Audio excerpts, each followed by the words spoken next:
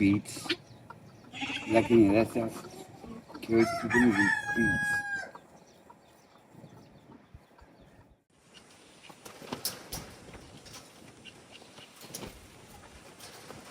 Well, I love to plant my own food.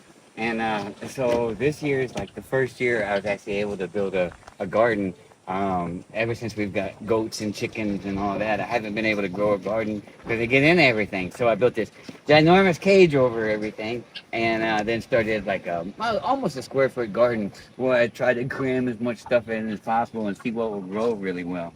And we used to do this for a living. We had an organic vegetable garden, so I know a few tricks. And we got this place to come up really quick, and it's actually almost too much for Shelly and I. Overabundant, so I thought maybe I shouldn't grow so many cucumbers. So all our guests are going to be leaving with lots of cucumbers, carrots, and beets today. Rock and roll. Mrs. Tickles.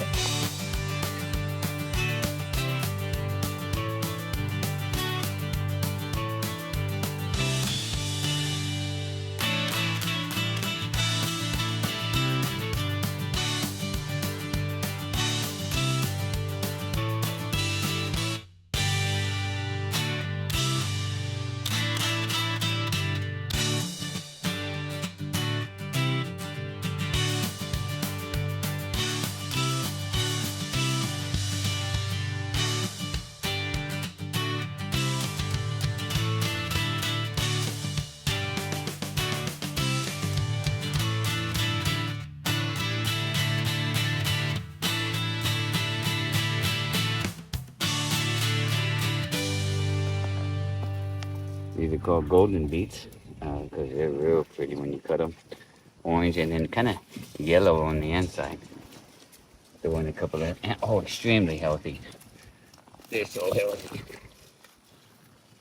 The beets, even the greens. I like to throw these little baby greens in a salad. These little guys right here. They're tasty in a salad, but probably a little bit healthier than they are tasty. We'll send those on the way. We got some red beets. Find some that are ready.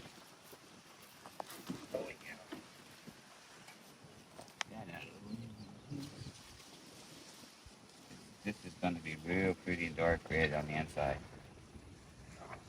And when you make, if you put these fresh and raw in a salad, cut them up into little tiny slivers and slice them maybe about that long or however you do it, but then soak them in water so you kind of bleed all that red juice off, and then put them back in your salad. Otherwise, they'll turn your whole salad uh, not blood red, but not pretty red. Anyways,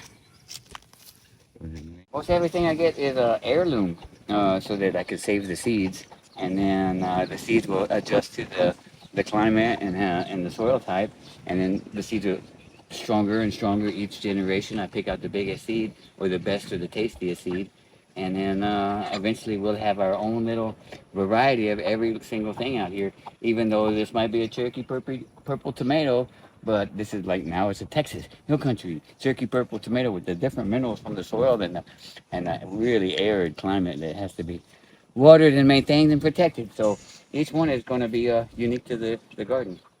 And then I like to can, even though it's hot as hell. We can your pickles and your beets, and so I grow the herbs that goes with it, the dill, um, and then okra is one of my favorite. Even though I've got a real tasty okra dish that's made out of fried potatoes and onions and jalapenos and okra, and you mix it all together with some cornmeal, and then yeah, it's just tasty. Yeah, you just have to try it to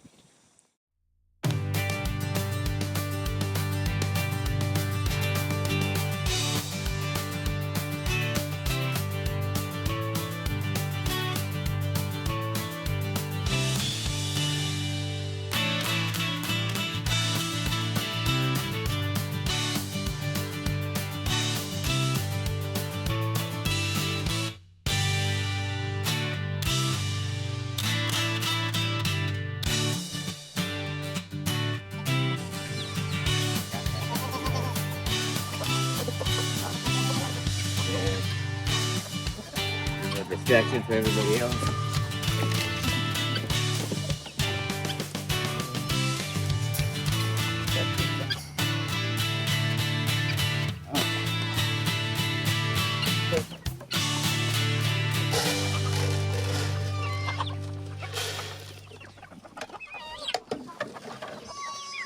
So, twice a day, I milk the goat because her milk is so much better than the milk that comes powder form. And that milk doesn't have the microbes that you need, the microbials and everything that fresh milk has. And you'll notice the horns are bigger, the calcium is well absorbed into a goat that has a little bit of her milk in it.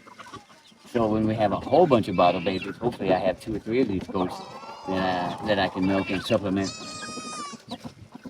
and get everybody fed.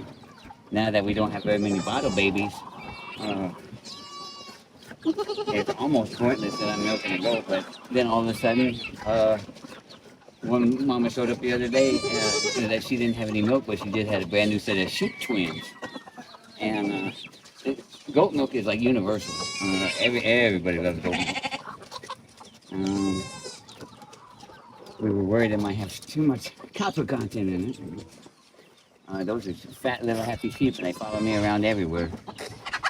So this is Bouncy Bounce, and she was one of our bottle babies probably about 5 or 6 years ago. And she had some problems, but she needed it. She needed to clean her udder. And then she just wanted to have her udder cleaned all the time. And then she really enjoyed. She gets the best treatment of any goat out here. I feed her twice a day. She gets a whole pen to herself whenever she wants to eat in peace. Even though you'll notice all these little chickens around here coming.